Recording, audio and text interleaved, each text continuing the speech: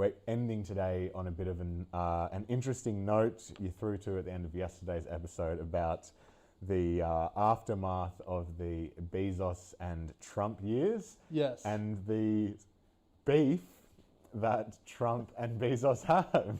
Yeah, well, I mean, the context for this is this week, Blue Origin, Jeff Bezos' space company, sued the US government. As you do.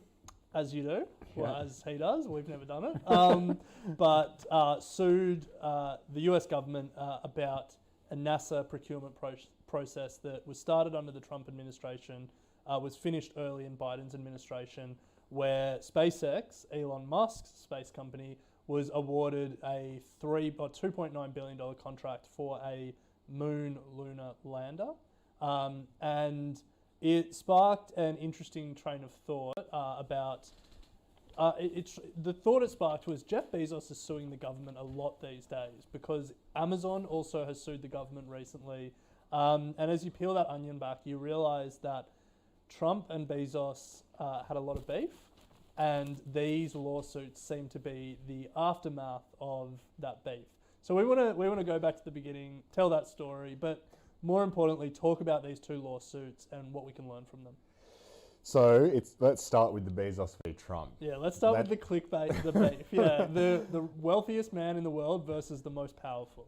Well, according to Trump, also he's one of the wealthiest men in the world. Yeah, as well. according to Trump. So they don't like each other. Yes. And during Trump's 2016 campaign, along with many other declarations, he declared that Amazon was going to have such problems when he became president. Yes, yes. And did that play out? Well, given that they've sued the government, look, there was a number of things that happened while Trump was in office. So once elected, he pushed the US Postal Service to double the rate that Amazon pays to ship packages.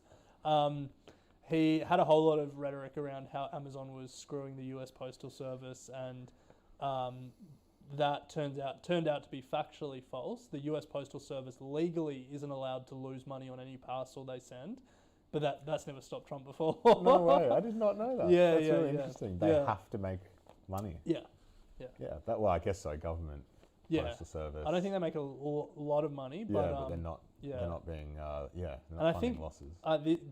do your own research on this, but I think Amazon was their biggest customer and contributed something like $7 billion in revenue or something. Wow. So the US Postal Service was one sort of avenue of their beef. There's reports that have come out that Trump was telling staff that he was going to screw Amazon, quote, screw Amazon, with a whole bunch of contracts. And meanwhile, Jeff Bezos, owner of the Washington Post, was heavily investigating Trump. Well, the newspaper was heavily investigating Trump, and was, between them and the New York Times, they were probably the two most, diligent in their reporting, but also most scathing in their reporting. A lot of investigative pieces coming out of those two papers. Which Trump would have loved. Loved it.